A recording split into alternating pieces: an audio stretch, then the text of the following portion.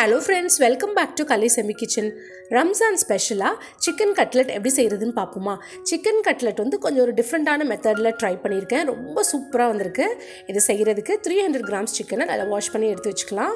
ஒரு பேனில் இந்த சிக்கனை சேர்த்துட்டு கொஞ்சமாக 1/4 சிட்டிகை மஞ்சள் தூள், 1/2 ஸ்பூன் உப்பு சேர்த்து தேவையான அளவுக்கு தண்ணியும் சேர்த்துக்கலாம். சேர்த்து ஒரு 10லேருந்து 15 நிமிஷம் இதை வேக விடணும். ஆக்சுவலி இதில் கொஞ்சமாக இஞ்சி பூண்டு பேஸ்ட்டும் சேர்த்துக்கணும். அப்போ நல்ல பூ போல் மலர்ந்து வரும் சிக்கனு. நான் வந்து மறந்துட்டேன். அதுக்கப்புறம் கட்லெட்டில் சேர்க்கலான்னு சரின்னு விட்டுட்டேன். இப்போ ஒரு 15 மினிட்ஸ் கழித்து பார்த்தோன்னா அந்த சிக்கன் வந்து நல்லா சூப்பராக வெந்துட்டுருக்கும். தண்ணியெல்லாம் வற்றிட்டுருக்கும். நம்ம கரெக்டாக பார்த்து நம்ம அடுப்பு ஆஃப் பண்ணி எடுத்துக்கிறணும்.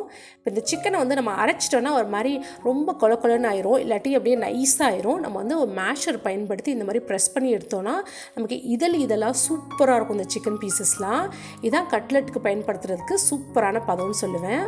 இந்த சிக்கனை வந்து மசிச்சு எடுத்து வச்சுட்டு கட்லெட் செய்கிறதுக்கு உருளைக்கிழங்கு ரொம்பவே முக்கியம். ஒரு 4-5 உருளைக்கிழங்கு எடுத்து நல்லா வாஷ் பண்ணிவிட்டு தோலோடவே ஒரு பேன்லேயோ இல்லை குக்கர்லேயோ சேர்த்துக்கோங்க.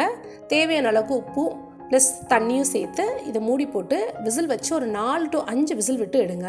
நார்மல் சட்டிலே வேக வச்சு எடுக்கலாம், பட் குக்கரில் நம்ம வச்சோன்னா ரொம்ப சீக்கிரமாக இந்த வேலை முடிஞ்சிடும்.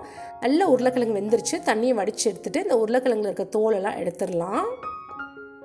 இந்த உருளைக்கிழங்கு வந்து மசிக்கிறத விட இந்த மாதிரி கிரேட்டர் யூஸ் பண்ணி இப்படி கிரேட் பண்ணி எடுத்தோன்னா நல்லா இப்படி பூ போல் உதிரியாக நமக்கு கிடைக்கும்.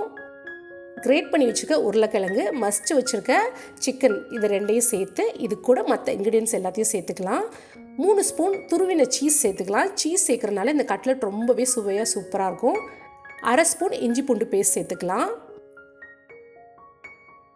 சில்லி ஃப்ளேக்ஸ் வந்து 1 ஸ்பூன், பெப்பர் தூள் 1 ஸ்பூன் சேர்த்துக்கலாம். சப்போஸ் உங்கள் வீட்டில் சில்லி ஃப்ளேக்ஸ் இல்லாட்டி காய்ந்த மிளகாவை எடுத்து நல்லா உரல் அப்படி நச்சுட்டு சேர்த்திங்கன்னா கிடைக்கும்.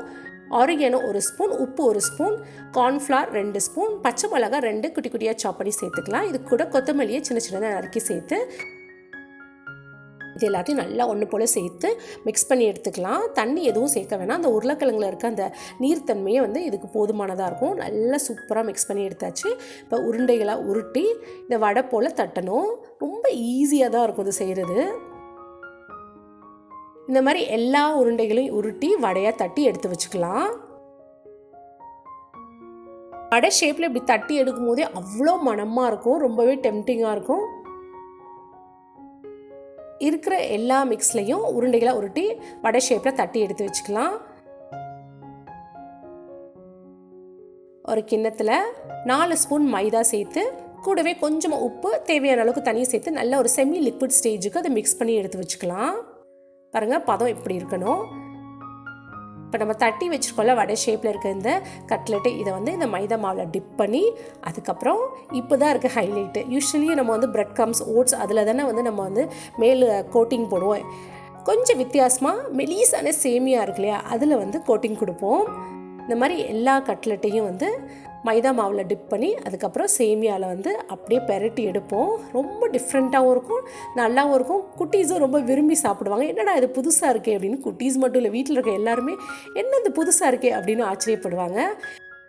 எல்லா கட்லெட்லேயும் இந்த சேமியா போட்டு அப்படியே பெரட்டி எடுத்து ரெடி பண்ணி வச்சிடலாம். நமக்கு பொரிச்சு எடுக்கும்போது ரொம்பவே ஈஸியாக இருக்கும்.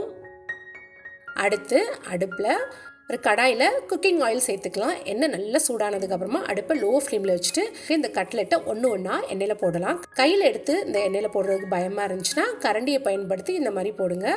அப்போ எண்ணெய் வந்து கையிலையும் தெரிக்காது. பிகினர்ஸ்க்கெலாம் ஒரு ரொம்ப முக்கியமான டிப் இது. கட்லெட் நல்லா வெந்துருச்சு. இப்போ திருப்பி போட்டுக்கலாம்.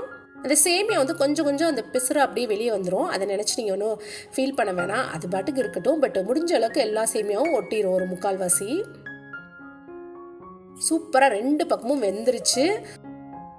ரொம்ப சிம்பிள் அண்ட் ஈஸியான சிக்கன் கட்லெட் ரெடி பண்ணியாச்சு. குட்டீஸ்லேருந்து பெரியவங்க வரைக்கும் எல்லோரும் இதை ரொம்ப விரும்பி சாப்பிடுவாங்க. சாஸ் கூட தொட்டு சாப்பிட்டு பாருங்கள், அப்படி தான் இருக்கும். இந்த மாதிரி நிறையா ரம்ஜான் ஸ்பெஷல் ரெசிபீஸ்லாம் நம்ம சேனலில் நான் ஷேர் பண்ணியிருக்கேன். ஃப்ரீயாக இருக்கும்போது செக் பண்ணி பாருங்கள். இந்த வீடியோ பிடிச்சிருந்ததுன்னா லைக் பண்ணுங்கள், ஷேர் பண்ணுங்கள், மறக்காமல் நம்ம சேனலை சப்ஸ்கிரைப் பண்ணுங்கள். கூடவே பக்கத்தில் இருக்க பெல் ஐக்கானை கிளிக் பண்ணிங்கன்னா நான் போடுற வீடியோஸ்லாம் உடனுக்குடன் உங்களுக்கு நோட்டிஃபிகேஷனில் வரும். தேங்க்ஸ் ஃபார் வாட்சிங்.